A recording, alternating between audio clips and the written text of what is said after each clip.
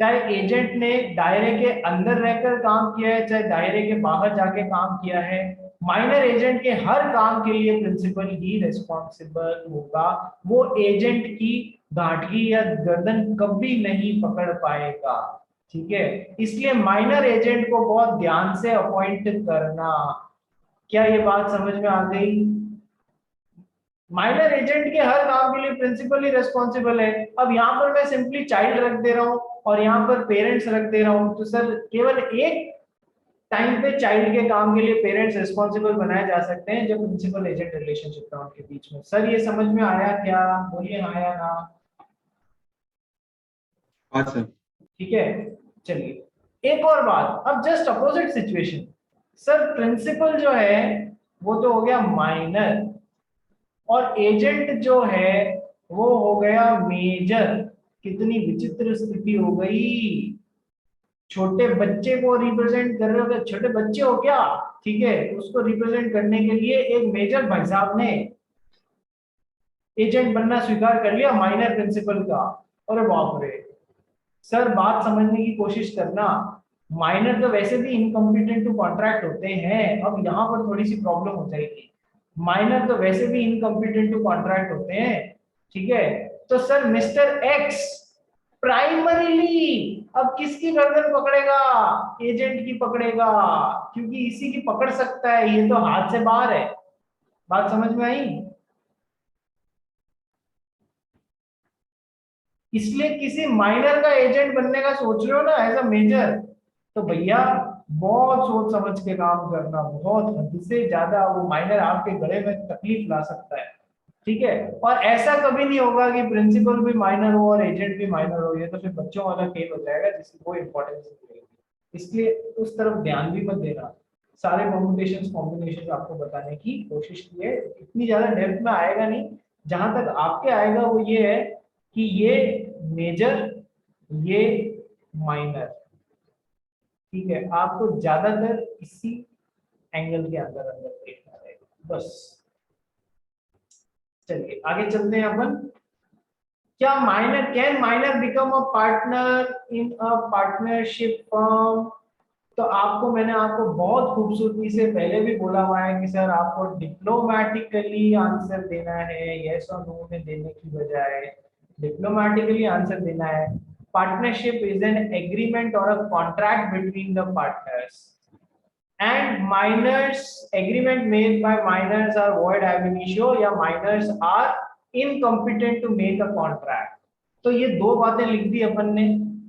ठीक है, उसके बाद में ये नहीं लिखेंगे so minor can be a partner और minor can not be a partner. तीसरी बात लिखेंगे but minors can be admitted into an already existing partnership firm.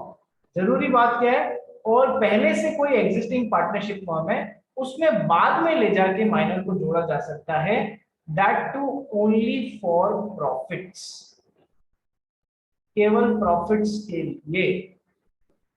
याद रह जाएगा ना ये सभी लोगों को जो नए पहली बार पढ़ रहे हैं? Ayushi Kanodia, minor can be admitted into an already existing partnership firm, pre-existing partnership firm only for profits।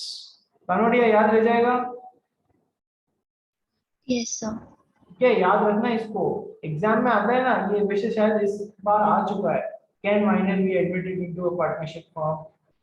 तो ये जवाब देना है, पहला देना है कि sir partnership is a contract between the partners. Minor is incompetent to make a contract because an agreement made by minor is void ab initio. But minor can be admitted in an already existing partnership firm only for profits। ये तीन बातें आते ही question में आपको answer मिल जाएगा। Next, minor and insolvency. क्या minor को insolvent घोषित किया जा सकता है? सर आपको बोल रहा है जब माइनर कभी कॉन्ट्रैक्ट बना ही नहीं सकता है तो वो पर्सनल लाइबिलिटी भी क्रिएट नहीं कर हो सकती है उस पर। कॉन्ट्रैक्चुअल या पर्सनल लाइबिलिटी उस पर क्रिएट हो ही नहीं सकती है। और आपको तो ये भी बताया मैंने that law acts as the guardian of the minor.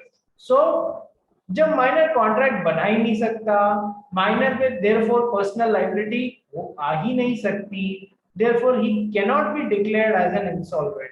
इसलिए माइनर कभी भी इंसॉल्वेंट घोषित नहीं किया जा सकता है, इसलिए माइनर कभी भी इंसॉल्वेंट घोषित नहीं किया जा सकता है।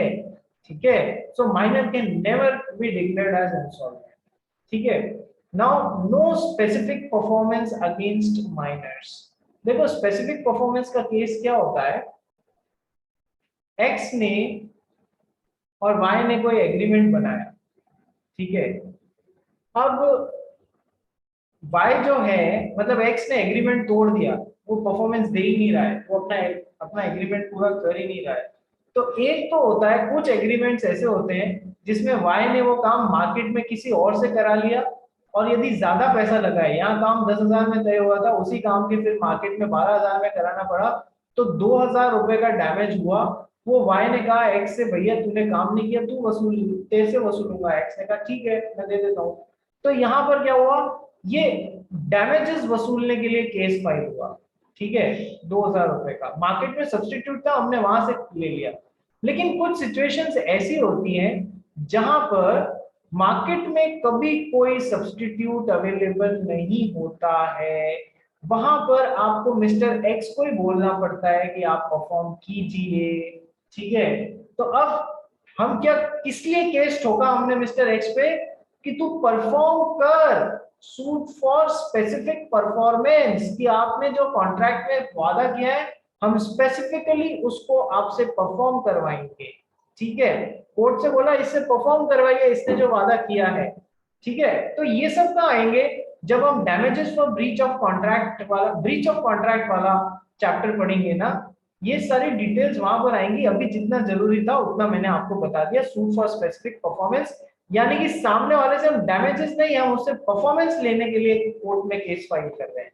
ठीक है, तो क्वेश्चन आता है, क्या माइनर के खिलाफ स्पेसिफिक परफॉर्मेंस का केस फाइल किया जा सकता है? हम कह रहे हैं कि माइनर का एग्रीमेंट तो शुरुआत से ही एब्सोल्युटली वॉइड होता है, तो कोई क्वेश्चन हो ही नहीं सकता कि आप माइनर से जो उसने वादा किया है वो स्पेसिफिकली कोर्ट के थ्रू परफॉर्म कराने में, ऐसा क्वेश्चन हो ही नहीं सकता। So no suit for specific performance lies against the minor. बोलो सर, समझ में आया या नहीं आया सभी जने? Yes sir. ठीक है, joint contract by minor and major बता चुका हूं वैसे तो एजेंट के रूप में, बट अभी जॉइंट प्रॉमिसर प्रॉमिसी के केस में देख लो, यदि एक माइनर ने और यदि एक मेजर ने मिलकर मिस्टर एक्स के साथ में कोई कॉन्ट्रैक्ट बनाया है, यदि एक माइनर ने और यदि एक मेजर ने मिलकर मिस्टर एक्स के साथ में कॉन्ट्रैक्ट बनाया है, so in that case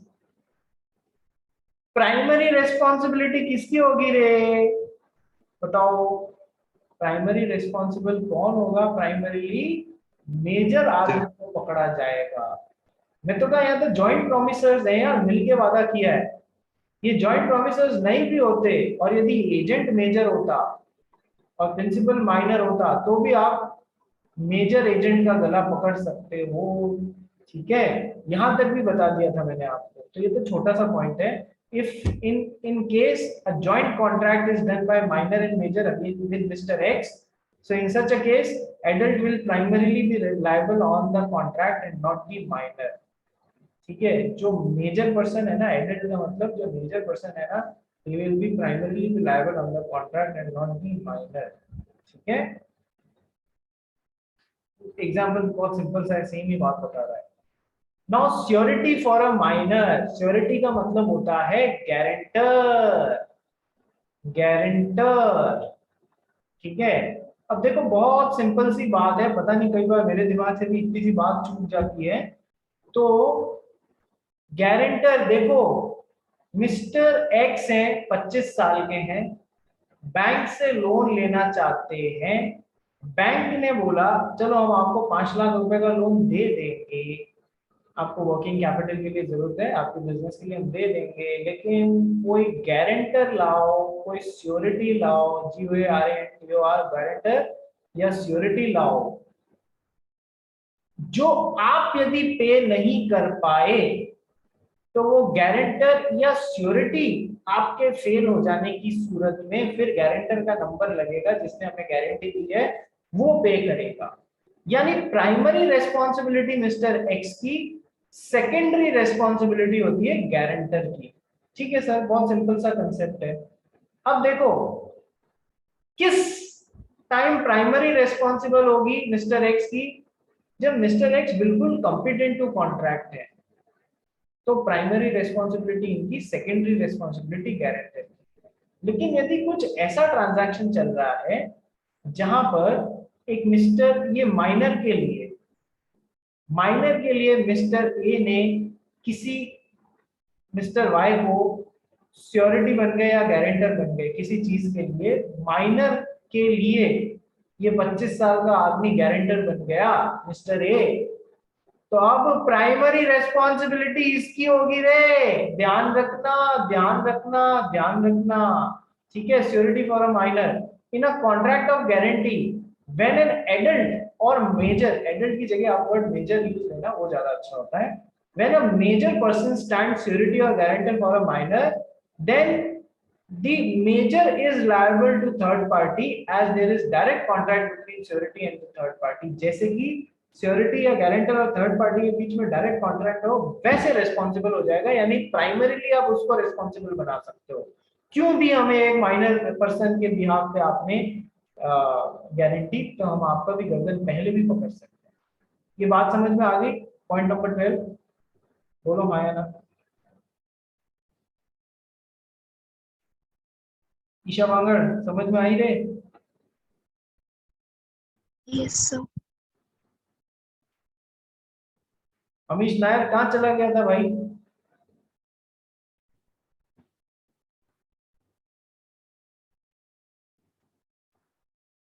Amish Nair कहाँ चला गया था?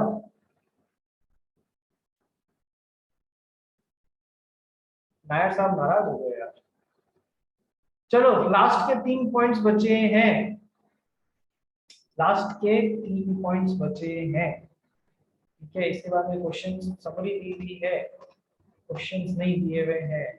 चलो तो लास्ट के 3 पॉइंट्स में से जितना कर सकते हैं कर लेते हैं।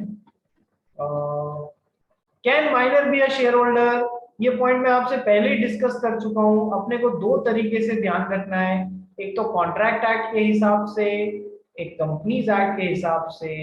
सर मेजर पॉइंट ये है, since minors are incompetent to contract, contract नहीं बना सकते, so they can not become share holder, क्योंकि शेयर होल्डर और कंपनी के बीच में बिल्कुल कॉन्ट्रैक्ट होता है यार। माइनर तो है ही नहीं कॉम्पिटेंट, तो शेयर होल्डर क्या है, माइनर कभी भी शेयर होल्डर नहीं बन पाएगा, क्योंकि ये कॉन्ट्रैक्ट बनाने की काबिलियत ही नहीं रखता है। जो गलती से माइनर का नाम यदि शेयर होल्डर के रजिस्टर में चला गया है और बाद में ध्यान पड़ता है, तो बाद में भी हटा सकते हैं। ठीक है, सेम चीज कंपनीज एक्ट भी बोलता है। लेकिन कॉन्ट्रैक्ट एक्ट में फिर एक पतला दरवाजा निकाला गया है, क्या? But minor can become a share holder in a company, minor can become a shareholder in a company if they are acting through a guardian for fully paid up shares, acting through a guardian for fully paid up shares, fully paid up shares के लिए यदि ये किसी guardian जो कि 18 मतलब बाकायदा अच्छा खासा मेजर है उसके थ्रू अप्लाई कर रहे हैं, तो फिर ये शेयर होल्डर बन सकते हैं। लेकिन इसी जगह पे जब हमने कंपनीज एक्ट पढ़ा था, याद करो उसने क्या बोला कि भले ही एक माइनर गार्जियन के थ्रू, उनमें आपस में क्या सेटिंग बाजी हुई है हमको नहीं ध्यान, माइनर किसी गार्जियन के थ्रू अप्लाई कर रहा है शेयर्स के लिए, हम तो हमारी बुक्स में गार्जियन को ही शेयर होल्डर मानेंगे। हमें इससे कोई मतलब नहीं है कि माइनर और शेयर होल्डर और उस गार्जियन के बीच में क्या आपस में अरेंजमेंट था। हम तो for all legal purposes guardian को ही हमारे रजिस्टर ऑफ शेयर होल्डर्स में शेयर होल्डर जैसे मानेंगे, हम माइनर को स्थान नहीं देंगे। दोनों का एंगल समझ में आ गया आपको? बोलिए यस और नो। Yes, sir. ठीक है, so minor being incompetent to contract cannot be a shareholder of a company. If by mistake he becomes a member, company can rescind the transaction and remove his name from register।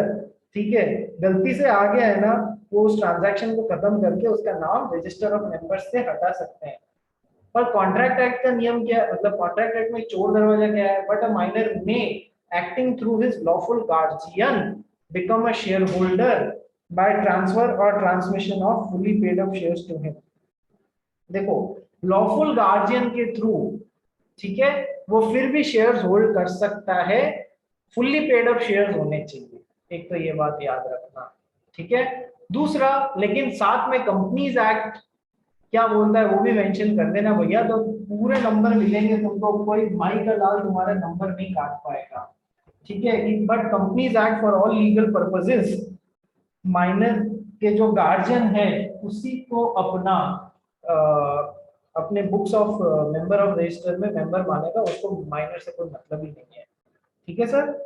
अब देखो 14 और 15 point बचा है, contract by guardian और liability for torts, ये 2 points बचे हैं, तो ये भी करा दूं मैं तुमको, 5 मिनट लगेगा, है ना। लायबिलिटी फॉर टॉर्ट्स, टॉर्ट्स क्या होता है रे, व्हाट आर टॉर्ट्स, टॉर्ट्स का क्या मतलब होता है, टॉर्ट्स मींस सिविल रॉन्ग। अब सिविल रॉन्ग के देखो, टॉर्ट्स पूरा एक सब्जेक्ट है जिसे अपन 6 महीने तक पढ़ सकते हैं, ठीक है। तो शॉर्ट में समझाता हूं क्योंकि इतना ये एक ही पॉइंट है। टॉर्ट्स क्या होता है समझना, टॉर्ट्स का मतलब होता है सिविल रॉन्ग। जैसे कि ये माइनर है, माइनर का घर है, माइनर अपने घर पे कंस्ट्रक्शन करा रहा है, सड़क पे इसने बजरी और ये सीमेंट और पत्थर बिखेर दिए और लोगों के लिए इतना ही रास्ता छोड़ा। What he is doing? He is committing a tortious crime. He is committing a civil wrong.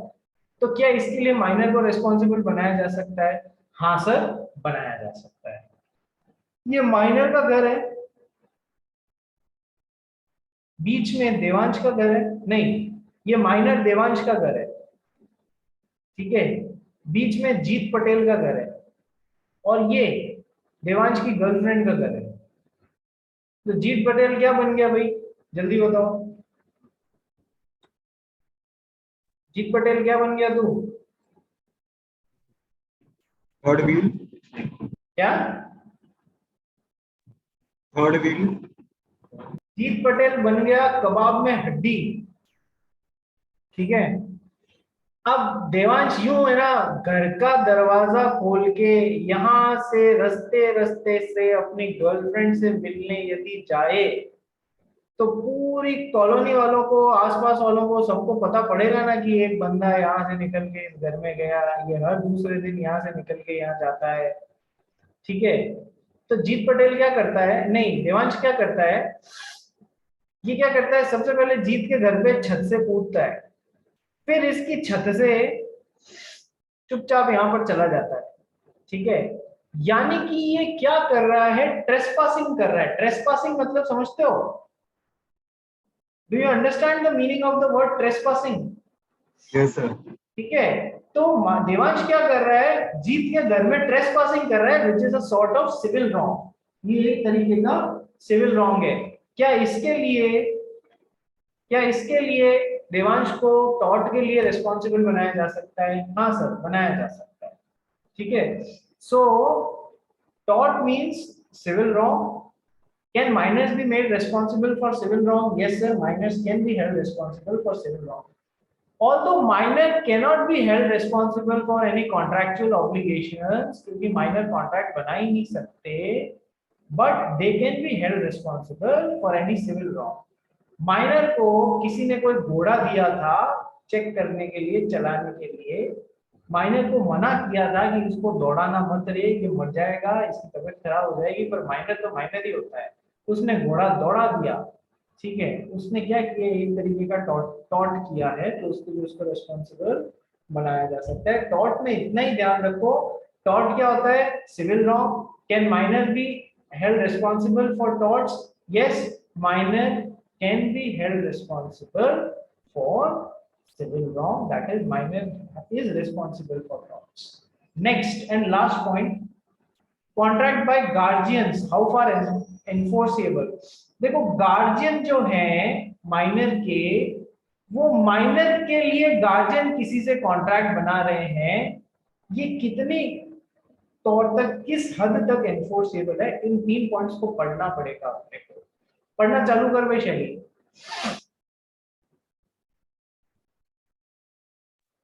contract by guardian, how far enforceable? Though a minor's agreement is void, his guardian can, under certain circumstances, enter into a valid contract on minor's behalf. Where the guardian makes a contract for the minor, which is within the competence and which is for benefit of the minor, there will be valid contract which the minor can enforce. देखो क्या point बोल रहा है कि sir minor के agreement तो हमेशा void होते हैं, लेकिन उसका जो गार्जियन है ना, केवल कुछ ही सर्कमस्टांसेस में, हर सर्कमस्टांसेस में नहीं, केवल under certain circumstances enter into a valid contract on minor's behalf. Minor के बिहाफ पे कुछ गिवन सेट ऑफ सर्कमस्टांसेस में माइनर के लिए कॉन्ट्रैक्ट बना सकता है। ठीक है, अब जरूरी बात क्या है, it should be for the benefit of the minor. वो माइनर के उसके लिए होना चाहिए, it should be for the benefit of minor. ठीक है, तो फिर अब माइनर उसे एनफोर्स कर सकता है कोर्ट में ले जाके। सारे कॉन्ट्रैक्ट्स जो माइनर के पेरेंट्स या गार्जियन उसके बिहाफ पे बनाते हैं वो एनफोर्सेबल नहीं है। कुछ ही कॉन्ट्रैक्ट्स जो गिवन सेट ऑफ सर्कमस्टांसेस में माइनर के बेनिफिट के लिए बनाए जा रहे हैं वो ही वैलिड कॉन्ट्रैक्ट होंगे। But all the contracts made by guardians on behalf of minor are not valid. अभी ऊपर बता दिया मैंने आपको। For example, guardian of a minor has no power to bind the minor by a contract for the purchase of immovable property। Minor को उसका guardian या parent immovable property की खरीद के लिए कभी भी मतलब रिस्पॉन्सिबल नहीं बना सकता।